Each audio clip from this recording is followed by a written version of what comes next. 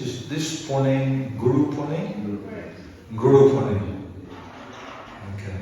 And in India, on Guru Ponem, everybody worships the Guru. It happens to be Sanatana Goswami's disappearance day. Sanatana Goswami is the eldest of the 6 Goswamis, most senior in age, and therefore he was regarded as the head of the Goswamis. Srila Rupa Goswami, who was his younger brother, even though he was exalted in many different ways, he regarded Sanatana Goswami as his preeminent teacher. He would always defer to him. And likewise, Sanatana Goswami, he defers to Rupa Goswami on quite a few occasions. That Rupa Goswami, he taught me everything I know about the Vedic literatures, the Srimad Bhagavatam. So the family history of Sanatana Goswami, Prabhupada writes that it can be traced back about 12 generations from a book called the Bhakti Ratnakara. Great-grandfather, it's a few generations, but for ease of understanding, Sanatana Goswami's great-grandfather was born in an aristocratic Sarasvat Brahmin family, and they resided in Karnataka province. Karnataka. When you go on the train from Calcutta to Delhi, it's Kanpur, it's a different place. Karnataka, Sarasvat Brahmins. The Sarasvati River flows through that region. And the Brahmins, they are practically white-skinned. Although we pride ourselves as being white-skinned, in the terms of the world and the tribes, we're actually considered red. We've got more British. Just Lalanath, he was exhibiting more of that redness after his exuberant kirtan. So Sarasvat Brahmins from Karnataka. His great-grandfather had 2 sons, Anirudera and Harihara. They were from aristocratic, wealthy family. Somehow or other, those 2 brothers, they quarrelled, and one of them had to leave the kingdom and go and live in the highlands. It's common amongst families. I have experience in Mayapur. Some of our workers would arrive with a gammy leg or something like that, and they just had a fight with their uncle. They had to beat each other over a little piece of land. And land there is in what is it? Kata. There's 20 kata in a bigger, and there's 3 biggers in an acre. Over 1 kata. With 2 katas you can build a high-rise building. So they're fighting over just little scraps of land. So these brothers, they fought. One of them lost and moved out. And then had a family. And then their family moved further out, away from this area, Karnataka. They moved to Naihati, the district of Bengal, Naihati. And then, that's that generation. The next generation, we'll go to Sanatana Goswami's father. His name was Kumaradev. Kumaradev. He ended up residing in Jishore, which is in Bangladesh, East Bengal. Kumaradev had quite a few sons, and his 3 youngest sons were named Amara, Santosh, and Vallabha.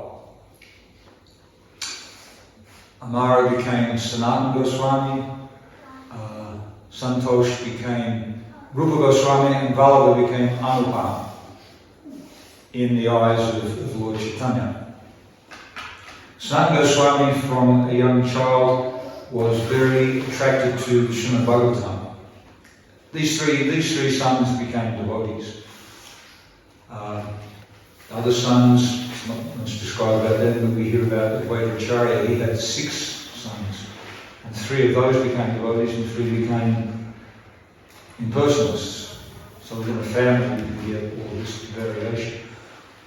Sanatana Goswami was very attracted to the Bhagavatam, and as a child, one night he had a dream that a particular Brahmana would come and visit him with a Bhagavatam. Next morning, that Brahmana turned up and gave him a Bhagavatam. So he was very, very excited, very involved in studying Srimad Bhagavatam. As they grew up, there's these 3 brothers. Their scholarly and orderly nature was recognized by the local king of Golda, Nawab Hussain Shah, the governor of Bengal. Bengal 500 years ago was huge. It included Orissa. So he's a governor of a big region. And he was a land blaster. He co-opted them into the government service. He said, "Please help me, I need some good men." And by enlisting Sanatana Goswami, Amara, as his prime minister, Rupa Goswami as his chief assistant minister, and Anupam as his treasurer, he felt that the kingdom was being properly managed. And he could go off on his hunting expeditions and his conquering different areas. So when you work for the government and you do good work, then sometimes you get awarded a title. Nowadays, people are given Sir and Lord. There was one recent knighthood that was, not recent, but a knighthood. It was the leader of a group called the Boomtown Rats. So he became a Sir. Paul McCartney, he's a Sir. And his service to the government, his service to humanity, so therefore they get recognised. So Sanatan and Rupa, they got the title Mullik, which is a Muslim recognition of being an exalted personality. They became like a lord. Prabhupada mentions that he also is from a family of Mulliks. Muslims and Hindus can be called Mullik. It's a title. If you get a teaching post, you become a professor. Then you might not be a professor again, but you maintain that title. You're always a professor. You're addressed as that. Prabhupada was from the Mullik family. His other family name was Day. This is a social title. Prabhupada then mentions in the purport about Sanatana Goswami that there's the family line, the Gotra. So Prabhupada's family is Gautama Gotra. Gautama. Sanatana Goswami's family line is Bharadraj. Bharadraj. Family line, it's something in your background. We had another worker in Mayapur. He was a shaman. He was from the shaman lineage. He was a carpenter. He used to come and make our window frames, and he invited me to his village one time. He was all dressed up in a dhoti, and he had a whole beautiful Brahminical festival there. So you have a family line, and you have your spiritual nature, and you have a title, you have all of these addresses. Sanatana Goswami, he became known, once he was working in the government, as Sakira Malik. And Rupa Goswami was Dabir Kash. Dabir Kash. They're, again, titles, and I'm not sure, that you're known as Shakira Malik. I think it means the Prime Minister. It's addressed like that, we can't say any local personalities. Our Prime Minister, his nickname is Albo. So there's different ways of addressing it. More intimate, less intimate, more. So Sakira Malik and Dabir Kash. They didn't give their hearts completely to their job. They shifted from a certain district. They lived closer to the centre of the government. They lived in a town called Ramakeli. Ramakeli, they built quite a palatial residence. They had places that would remind them of Krishna's pastimes. While they were there, they heard about Lord Chaitanya and his household life, and they were keen. They were naturally devotees, so they wanted to get in touch with Lord Chaitanya, who was the preeminent representative of Krishna consciousness at the time. They wrote him a letter, Rupa and Sanatana Goswami, and Lord Chaitanya wrote back. It's described in the Chaitanya Charitamrita. Just as a woman who has a lover is very attentive to her work, her business, so that she's not detected by her husband, that's the way you should behave. Stay at home, do your work, don't display your affections. Then, at this palatial residence, they had many brahmanas who would come, and they would daily study Srimad Bhagavatam and perform other rituals and get involved in spiritual life, even though they were working for the Muslim government. Lord Chaitanya took sannyas, and on his travels, he was on his way to Vrindavan. Ramakeli's in Bengal. He must have been in Mayapur. He left Mayapur and he was on his way to Vrindavan. And he came to Ramakeli. And he met Vallabha, and he gave him the name Anupam. Then later Rupa Goswami met Lord Chaitanya, and Lord Chaitanya told him to go to Vrindavan. At the time, the governor, the Nawab, he became aware of Lord Chaitanya's presence there. So he consulted with his ministers. Who is this personality? He's attracting huge crowds. He's not paying them any money. What's his trip? So they described him. Well, he's a genuine, saintly person. Don't need to worry about him. Leave him alone. And the Nawab, he came to the conclusion, okay, we'll let him continue in his business and we'll leave him be.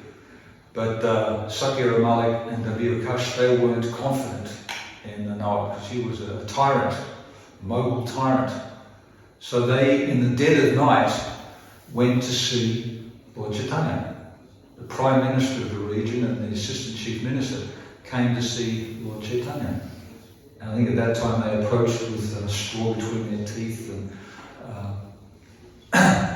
uttering prayers, Namo Mahavijnaya Krishna Premapradayate Krishnaya Krishna Chaitanya Namne Gaura Tvishri Namaha.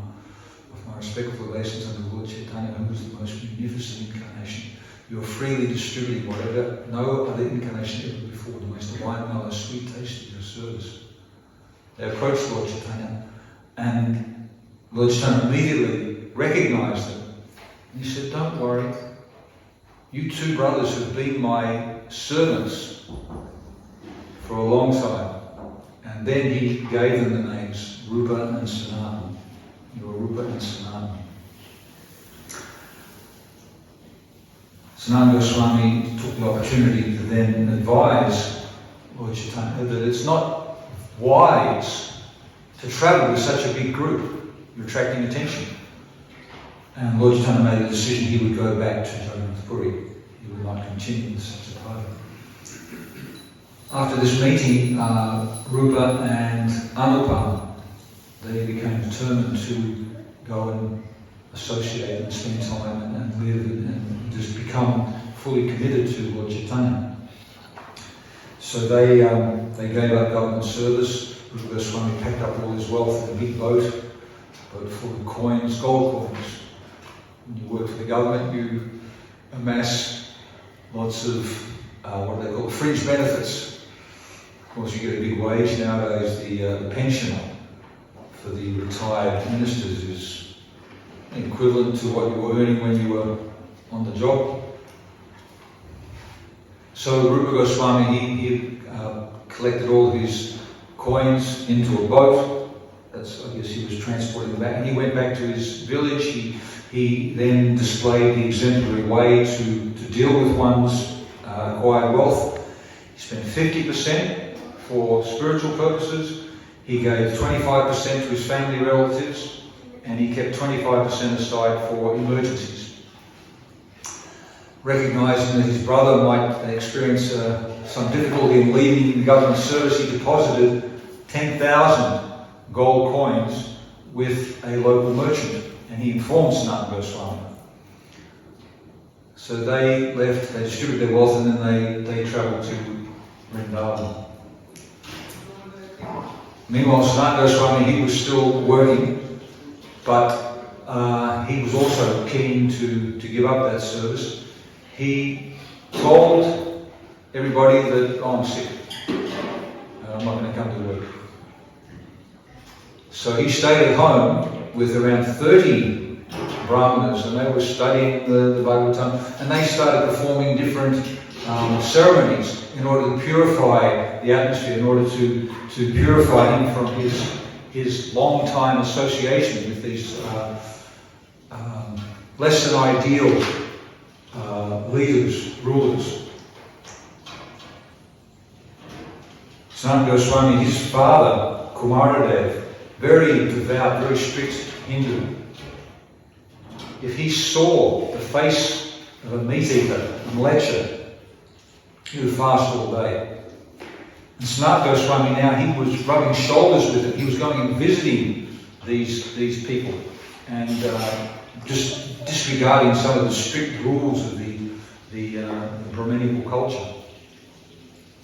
So even though he was from an aristocratic family, Sanatana Goswami, he regarded himself as very fallen. So he was very meek and humble. Always displayed very meek and humble manners and attitude. Lord Chaitanya, he achieved various lessons, various purposes through four principal persons, four principal devotees. Ramananda Roy was an example of renunciation. Nobody was able to imitate the mood of renunciation of Ramananda Roy. Damodar Pandit, he exemplified objective criticism. Objectivity means to examine the facts and then to be able to assess and put them in proper perspective. Lord Chaitanya, he elevated Damodar Pandit to that personality who was exemplifying objective criticism. Nobody else was able to do that. Damodar Pandit even criticised Lord Chaitanya. Lord Chaitanya sent him away. You better go and serve my mother. Don't stay here because your criticism is very scathing. And other people will start to imitate. Haridas Thakur, the third personality, he exemplified tolerance. Tolerance. The tree is supposed to be an example of tolerance. More tolerant than a tree. A tree is tolerant, stands in all weather conditions, gives shelter, you don't feed it, you don't give it water, it stays there, continues to give fruit. You take out a knife, you carve your initials in it, you break off branches, you cut it down, still tolerant. How can I serve?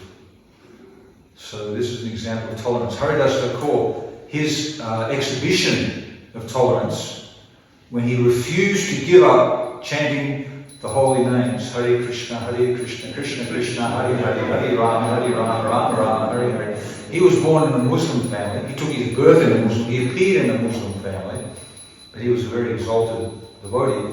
And the local Muslims, they thought that he was giving our tradition a bad name. So they complained to the Nawab, do something about it. So he interviewed Haridas Thakur and he said, stop chanting Hare Krishna. And he said, no, never. So in order to get him to stop, he said, okay, I order you to be killed. Either stop chanting or I'll kill you. So he said, Hare Krishna, Krishna Krishna, Hare Hare, Hare Rama, Rama, Hare Hare. So the method for killing Haridas was to take him to all different marketplaces and to beat him with canes. they soak the canes in water and they beat you on the back and your flesh falls apart. It's like ripping your body to pieces. So he tolerated being whipped in 22 different marketplaces. And the only reason he didn't die was because he was protected by Lord Chaitanya. He took the blows upon himself. That extreme tolerance is the demonstration of the mood of Hare Krishna Core. And Sanatana Goswami, he exhibited the tolerance of humility, extreme humility. Dainya is a Sanskrit term. It's the qualification for entering into the spiritual world. Utter, extreme humility. So Sanatana Goswami was born in an aristocratic family. You've got this title, you've got airs and graces, you've got chip on your shoulder. Despite having those qualifications, that background, he considered himself very meek and humble. So he was imprisoned by the Nawab because he came to visit him. You're not sick, you're just pretending, you're doing all these other activities. Come back to work. Sorry, I can't do that. I've had enough. I'm going to pursue another career. So the Nawab threw him in prison, and while he was in prison, I was hearing about another person who was put in prison. The daughter of Aurangzeb, the Muslim tyrant, his daughter fell in love with his enemy, his worst enemy, with a devotee. And when she was discovered, the punishment was she was put into a little cell, dark, damp, and she was kept there for 20 years. She sustained her life by meditating on Krishna, offering prayers to Krishna. She left her body reciting verses to Krishna, which she composed, which she realized. So Sanatana Goswami, he was in this prison, in the hole, and he needed to get out. He wasn't serving Lord Chaitanya very well by being in the prison. So he talked to his jailer and he offered him a bribe. Our devotees were in the prison. It was Nishingadev, Govardhana Nishingadev, and he was with two other, Atul Krishna and Gyana Samudra. The prisoner, the jailer, was in the Caribbean, and he was tormenting them. I think they kept their wigs on so they weren't detected as devotees, but they had all of their paraphernalia taken away, but they took some of the blankets and they tore them to strips and put knots in the blankets and were chanting their rounds on the improvised beads. So the jailer, he was tormenting them. He was taking pieces of raw cow's flesh, putting it on a fork and twirling it over a candle, and then eating it in front of them. So Nishingadev, he was tolerating for some time, but eventually he burst out and he started haranguing the jailer, and first thing he said to him was, because it was in the Caribbean, he said, "You're not a black man. I'm not a white man." He started preaching to him. I fell into this trick, or this predicament once. I was walking behind a man in Sunnyside Mall. He was wearing the same sort of shirt. And I said to him, "Hey, we're wearing the same colour." He turned around, he was an Aboriginal. He said, "No, we're not. I'm black." So I had to say, "No, you're not a black man, I'm not a white man, we're brothers." And after some time he embraced me and calmed down. So Nishingadev was haranguing this jailer and preaching, "You're not this body." And then the jailer, he said, "I'm never." And he went out to his back room and he came back with a book. And he pointed to Prabhupada in the book and he said, "This man is a very spiritual man." And he glorified Prabhupada, glorified the book. And Sringadev softened his heart. He got through it. He offered him a bribe, a couple of bottles of whiskey. "Get us out of here." So the jailer got them out of the prison, took them back to their room. They collected all their paraphernalia, recovered their thousands of dollars which they collected, and skedaddled, got out of there. So Sanatana Goswami employed a similar ruse. He offered him a bribe. And the jailer, he wasn't convinced. 5,000 gold coins, but I'll get into trouble. So Sanatana Goswami doubled it. Okay, 10,000 gold coins. So the jailer was, all right. So what do I say when I get discovered? So Sanatana Goswami told the jailer, "Tell him you took me down to the river. I had to answer the call of nature. And while I was there, I fell in the river. He fell in the river. He's gone." So, done. He was out. He was free from the prison. Now he was in the area. He didn't want to get captured again, so he took off with a servant, Ishan, and they travelled through the countryside. And they reached night time and they came across an inn. They entered the inn, and the innkeeper immediately, he'd been made aware by an astrologer of the people who were coming. And he treated them very nicely. He was, "Oh, please come in, and look after you." And Sanatana Goswami detected his exaggerated attention. It said that too much devotion is a sign of a thief. So Sanatana Goswami took his servant aside and said, "Have you got any money on you?" And his son said, "Yeah, I kept some gold coins. I kept 7 gold coins just for emergency purposes." So Sanatana Goswami told his servant, "Give me that money." And he went to the hotel keeper and he gave him the money. He said, "Sir, I want you to take this money. It's going to be our death knell. Thank you. Relieve us of this big sign. Come and steal us. Come and kill us." So the hotel keeper said, "Thank you very much. You're a very honourable person. Actually, I was going to kill you." He was the head of the leader of the dacoits. He was in a hotel like in Vrindavan. There's Kilan Bihari. Kilan Bihari, he's a famous business person, but he's also a leader of the dacoits. And he said, "Okay, I'll help you." And he took him, he looked after him for the night. He took Sanatana Goswami and the servant Ishan, and he gave them the right direction. Go this way, and he had to travel through the hills to escape detection. You'll get to your destination.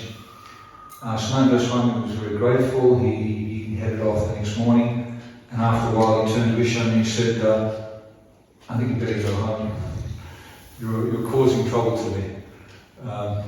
Ishan, he kept 1 coin aside. He said he had 7 gold coins, he actually had 8. So Ishan was sent home, and Sanatana Goswami travelled on again to go on a visit to find Lord Chaitanya. So he was travelling and travelling and travelling. He was heading to Vrindavan, and Rupa and Anupam, they'd come from Vrindavan. Lord Chaitanya was supposed to be in Vrindavan, but he'd come back to Benares.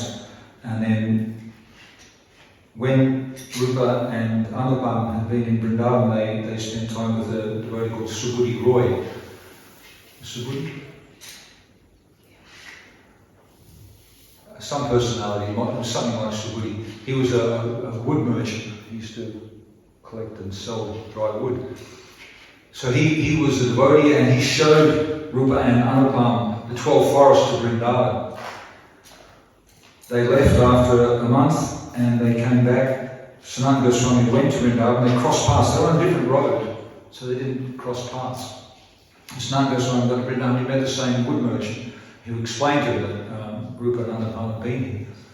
And Lord Chaitanya was gone, so Sanatana Goswami turned around and walked back, and eventually Rupa and Anupam, they spent 10 days with Lord Chaitanya in Prayag. Lord Chaitanya empowered Rupa Goswami, gave him all the knowledge that he was to use to write the Bhakti Rasamrita Sindhu and so many other wonderful books. And then they headed back to Bengal, Rupa and Anupam. On the way, Anupam died. Anupam, he was recognized by Lord Chaitanya as a great devotee of Lord Ram. He was, say, chant Krishna, he said, Ram, Ram. He just couldn't get it. He spent all night lamenting, how can I worship, how can I give up my Lord, Ram? So he came in the morning and told Lord Chaitanya, I'm attached to Ram, and he was attached to Lord Ram, but he recognized that Lord Chaitanya was that Ramchandra. So he's just attached to a particular mood. So he left his body. Rupa went back to Bengal, said I was in Sanatana Goswami. He came back and he met Lord Chaitanya at Benares. And Lord Chaitanya spent, when he came back, Sanatana Goswami, he found out where Lord Chaitanya was staying. He was staying in Chandrasekhar, Acharya's house, Tapa Mishra's house in Benares. So he felt himself so meek and humble and low and unqualified. He sat outside the door of the house. Lord Chaitanya inside, he detected my devotees here. And he sent Chandrasekhar to go and bring in his devotee. Chandrasekhar came out and he looked around, he couldn't see anybody, he just saw a dirty beggar at the door. He came back and reported to Lord Chaitanya. Lord Chaitanya said no. And he went out and he embraced Sanatana Goswami. And he brought him in and ordered that he should be cleaned up. He was given some old dhotis from Tapa Mishra. Feed him. He went to a Brahma's house, he had a meal. He was clean shaven, shaved his beard.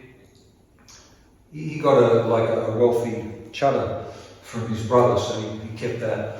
And Lord Chaitanya then spent 2 months, they spent together, and they were discussing so much of the essential teaching. Because Lord Chaitanya, he only left 8 verses.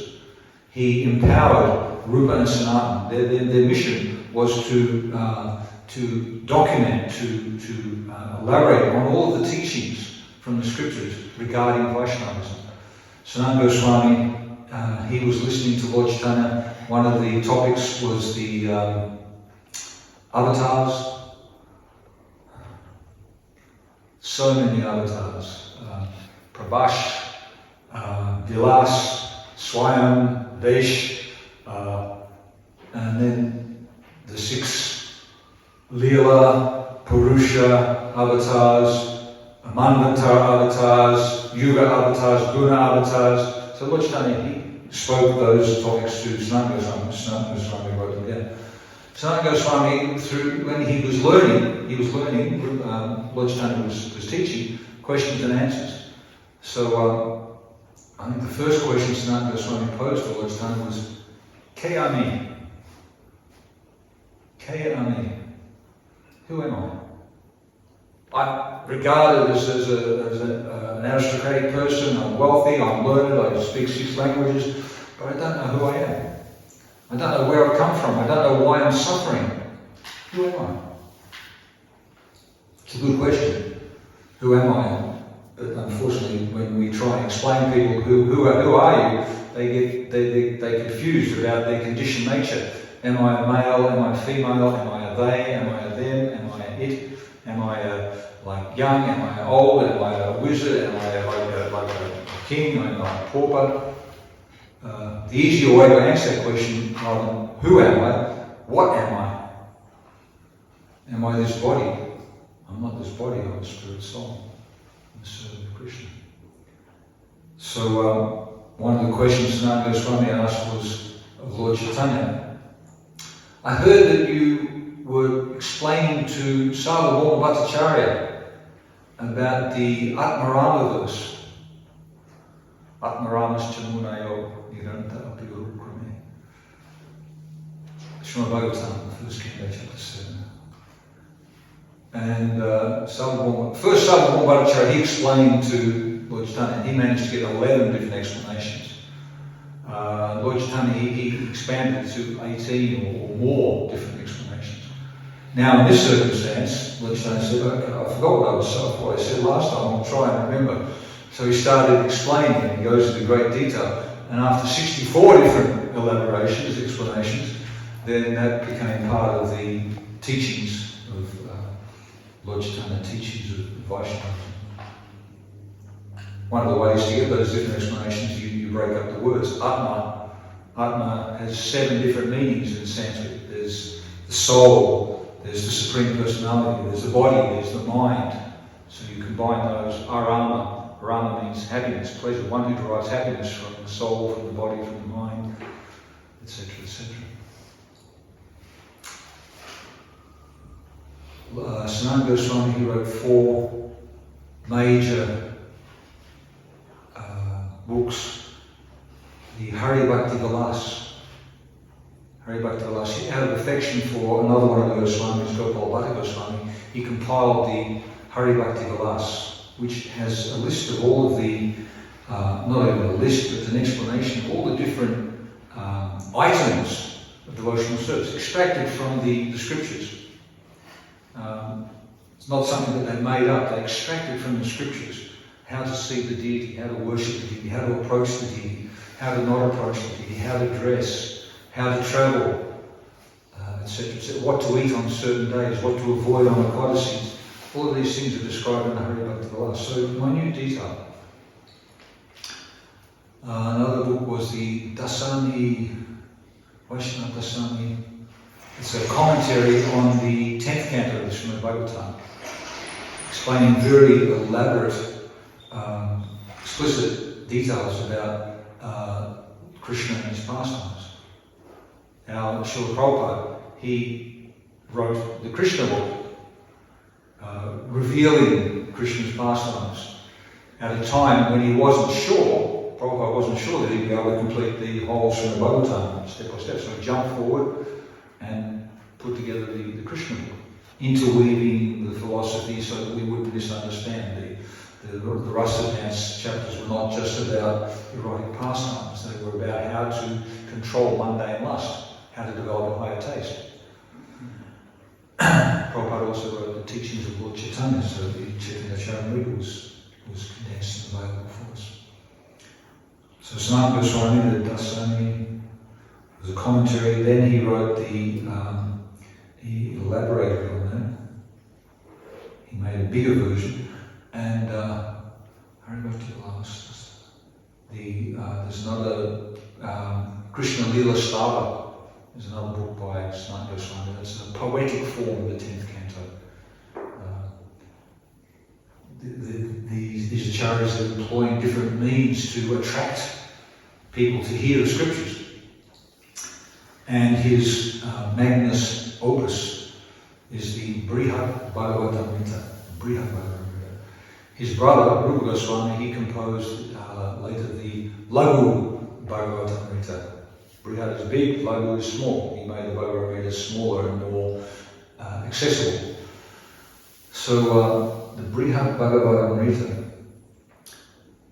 Sanatana Goswami,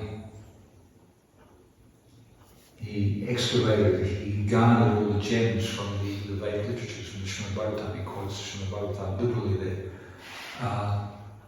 In a sense, it is a revealed scripture that he has intuitively rediscovered. Sanatana Goswami is also recognized as Lavanga Manjari, one of the Manjaris, one of the young girl maidservants of Srimati Radharani. So he's an associate of these topmost personalities. So he knew these pastimes. So he's brought back into this realm for our benefit the Brihad Bhagavatamrita. What would you call it? The ruse, the theme, the medium. Maharaj Pariksit has been cursed to die, so in 7 days before his departure, he sits down on the banks of the Ganges and he hears from Sukadeva Goswami the Srimad Bhagavatam. So then, a few moments before that moment of death comes, suddenly his mother, Maharaj Parikat's mother, races up to him and says, well, I missed the essence of it. Can you please summarize that whole thing all again? So Maharaj Parikat then tells the story of the Brihad Bhagavatamrita. Sanatana Goswami, that's his background. Obviously that moment spread out to be a little bit longer, so that in spiritual time, then there's expansion, and you can have an unlimited time, just like the spiritual world. It's 3/4 of the whole manifestation. We're here in 1/4, and in Vrindavan proper, which is supposed to be like 168 square miles, the whole spiritual world, all the Vaikuntha planets are there. So this time and space is unlimited, it expands. So that moment expanded long enough in Sanatana Goswami's book for Maharaj Parikat to explain the Bhagavatam again, but in a story, a poetic form that captures the mood. The Brihad Bhagavatam is based on Jaimini Rishi speaking to Maharaj Janamejaya. Maharaj Janamejaya had just heard the Mahabharata from Krishna and Dvaipayana Vyasa. That's a particular version. He heard that there was other versions. So one version of the Mahabharata is presented by Jaimini Rishi. Vyasadev's Mahabharata is to attract people with stories of worldly pastimes. Jaimini's Mahabharata is much more devotional. So Maharaj Janamejaya asked Maharaj Jaimini Rishi to recite his Mahabharata. So that's the background for this Brihad Bhagavatamrita. Brihad Bhagavatamrita, it's for devotees to learn devotional principles. It's not a mechanical thing.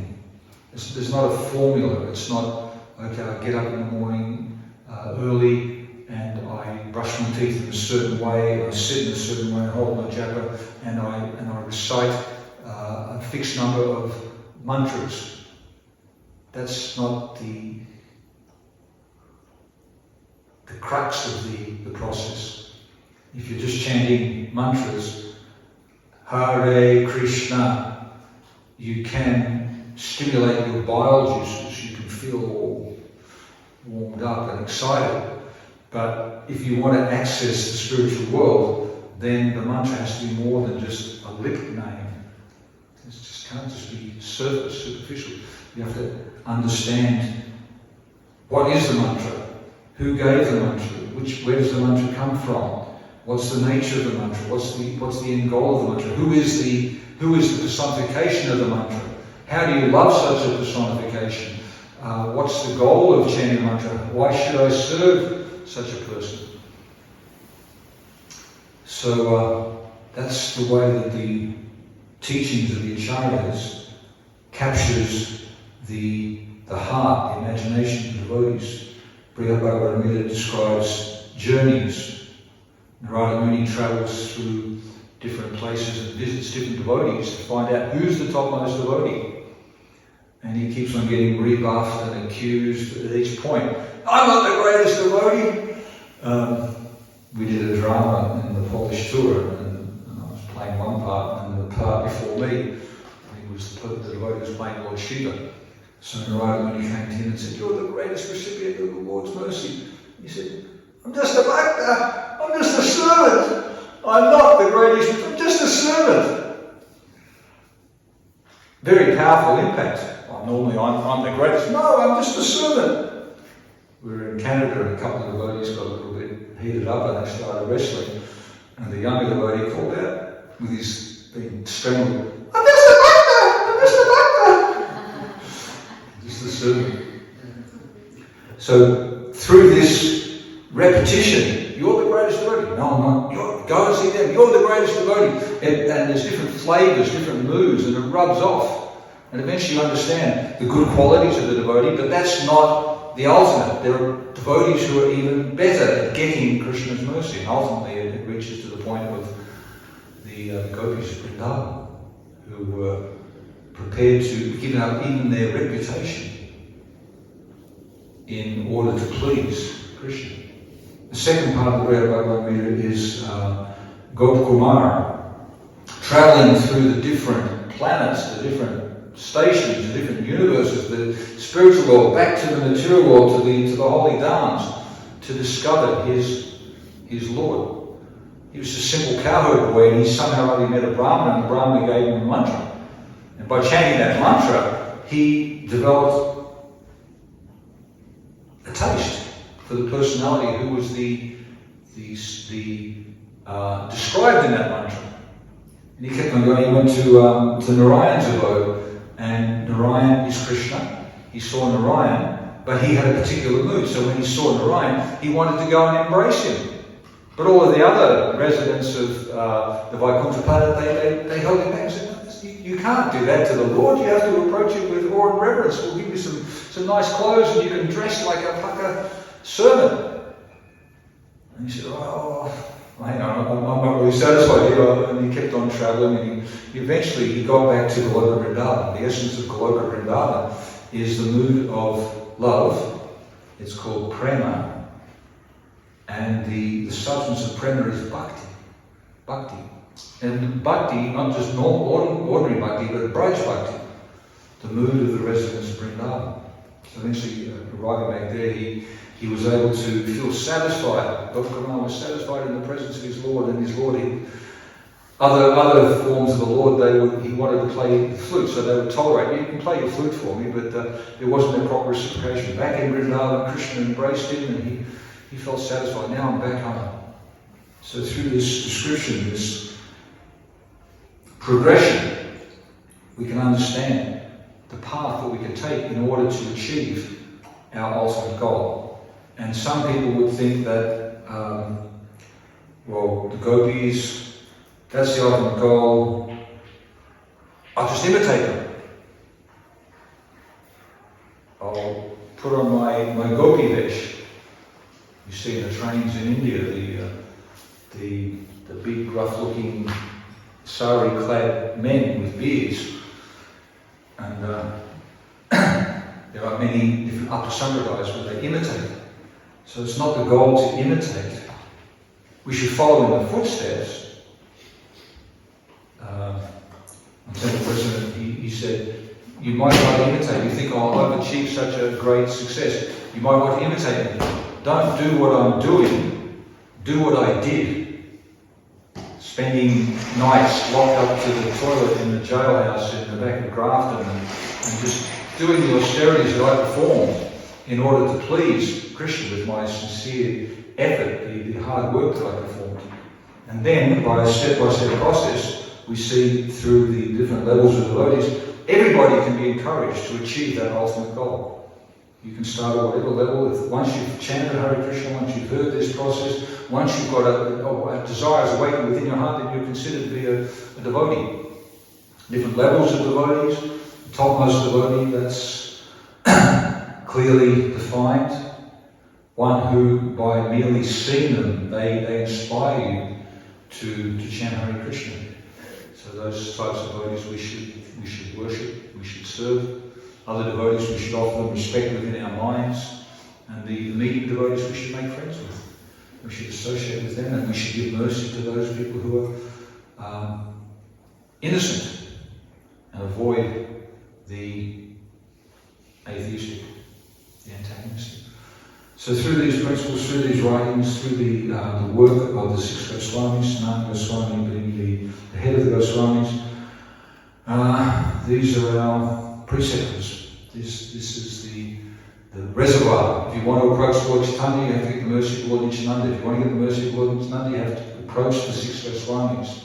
You have to follow in the mood of the 6 Goswamis. So it's a clear process. We're trying to achieve Krishna directly, but at the same time we need help. We need all of our support, our God brothers, our God sisters, the Shastras, the association in the temple.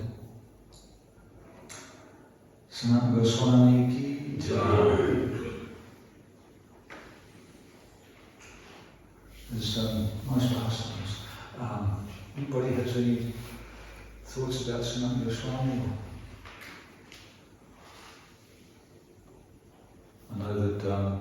Mahamantra. You go down there and you ask him about his Parikram path. He'll tell you from places that Chakratirtha, Sanatana Goswami, he left his body in Vrindavan, residing at Chakratirtha. It's a place on the bank of the Manasiganga, that little lake down there is the Manasiganga. In that area, he was living, Chakaleshwara, Lord Shiva, he was living there and he was being bothered by mosquitoes. He said, I've got to move out, it's just too much. We were up at Rishikesh. And every night this breeze would come through. Everything would shake. It was a great breeze, but it helped to move the atmosphere. Apparently, previously, a blessing had been given that this area will be clean and fresh because of the breezes. It was a very, very wonderful atmosphere where we were staying. So Sanatana Goswami was saying, I better move the mosquitoes. So Lord Shiva, he ordered the king of the mosquitoes, Vamoose. And so this area is always cleared from mosquitoes. It's a very nice place. And Sanatana Goswami spent his time there. He was 30 when he first got to Vrindavan. He lived to around 70. He spent 40 years visiting different holy places. He was very much loved. When he left his body, practically everybody, all the men in the area, they shake their heads. They regarded him like their father. He would go every day on the 40-kilometre external Parikram path around Govardhana Hill. Very strenuous. When you're young, you can run around in 2 or 3 hours. It's hot, you go at night time, and you can get around. If you're older, you get in a taxi, and it takes a little while, but 40 kilometres. So Krishna didn't like the austerities. He was saying it was too much. So Krishna gave Sanatana Goswami this big shalagram, or Govardhana Shila, with his footprint. And he said, if you just circumambulate this, then that's equivalent. You can stop your austerities. That when Sanatana Goswami left his body, his remains were taken by Jiva Goswami to the Radha temple. No, to Dasa. That's where the Madan Mohan temple is, and installed in the samadhi there.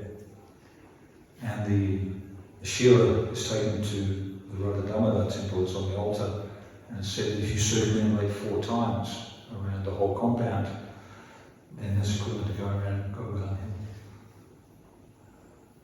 This one story I heard, Narada Muni was observing that Sanatana Goswami has been worshipped so much. And just curious about this, he went to see Lord Vishnu. And he said, my Lord, I see your devotee Sanatana Goswami. He's worshipped so much by everybody. He says, why is that? And Lord Vishnu, he said, Narada Muni, I want you to do something for me. You get a glass of water filled to the top and put it on your head and walk around Govardhana Hill without dropping 1 drop. So Narada Muni, okay, I'll do that. So he walked around and he went back to see Lord Vishnu and he said, so I have completed that. I didn't lose 1 drop. And Lord Vishnu said, so how much were you remembering me as you're walking around? And Narada Muni said, remembering you? No, I was just careful I didn't lose a drop. And Lord Vishnu said, that's the difference. Sanatana Goswami doesn't forget me for even a moment.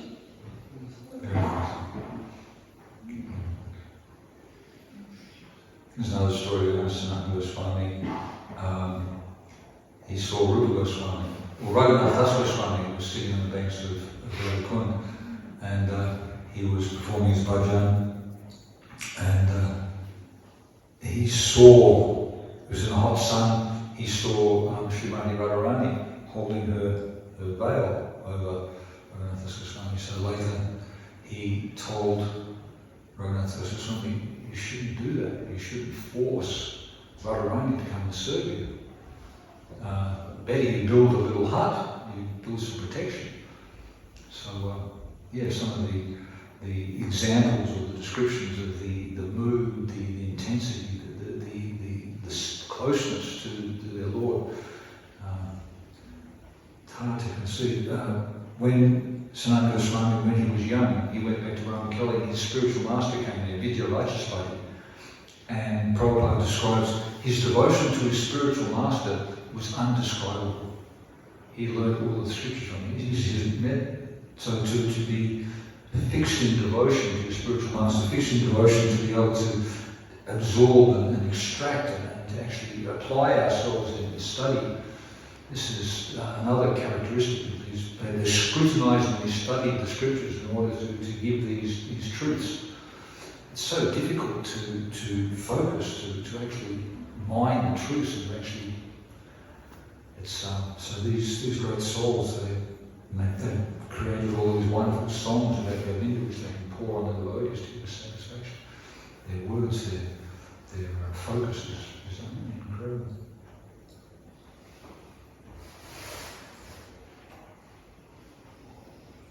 Madan Mohan, the deity of Madan Mohan, Sanatana Goswami was in a village and he noticed some boys playing and he became attracted to one of the boys. And the boy was also noticed Sanatana Goswami came up and said, "Can I come and live with you?" And Sanatana Goswami went home, and then that night, I'm not sure he had a dream, but next morning he woke up and at the door was the Madan Mohan deity. That boy was Madan Mohan, Madan Gopal, who was the deity that had been worshipped by Advaita. So Sanatana Goswami accepted Madan Gopal. He was going to be there, and he worshipped him. He actually kept him in a tree, hanging in a tree, and performed the worship there. He was a little bit upset that he couldn't offer anything better. He was offering him dry chapatis. And Madan Gopal spoke and said, "Well, it's pretty well scared. At least couldn't you offer me some salt?" "You got it. You get your own." So Madan Gopal arranged that the salt bars got stuck on the riverbank, and the merchant who was plying the boat to the market came and consulted Sanatana Goswami and said, "Please help me." Sanatana Goswami said, "Don't worry, Krishna will give you blessings." That night a big flood came and the boat rose, and he went to the market, sold all his salt, came back, and then he said, "Oh, well, there's some service for you." Sanatana Goswami said, "Not for me, build a temple for the Lord." So by that arrangement, by Madan Gopal's arrangement, then the Madan Mohan temple was constructed, and it's still an amazing monument to Madan Gopal and Sanatana Goswami. Apparently when you go there, Sanatana Goswami's samadhi's at the back. The man in charge is not so favourable to devotees. You've got to step very gingerly. He's a little bit nasty.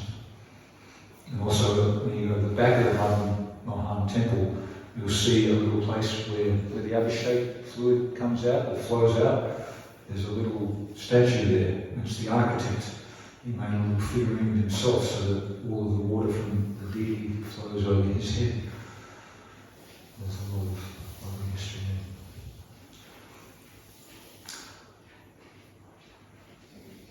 Just can I make you have finished? Finished? I just want to make a quick announcement. Our old friend Uttama Shloka, remember him? So he's down in Melbourne. He's been the last couple of days of his life battling his body with pancreas for cancer. So I just going to offer some prayers for his auspicious departure and destination, keeping in the next couple of days. And born in Lord today. Satvik's brother. So he told me that he was in Australia, served for quite a long time. Was he serving in White? He served in the service in Ireland for 10 years. He was the manager of the Sonata, and he served in Sydney for many years also. And he's an old friend of mine. He's a Catholic, and we all know him. So if you can remember him and pray for his auspicious departure, would be much appreciated. To those who know us, they've been to go. Srila Sanatana Goswami, Disappearance. Hare Krishna. Yeah, we should pray to Sanatana Goswami and all the acharyas for the mercy for our souls and for our friends and loved ones and blessings. Sanatana Goswami.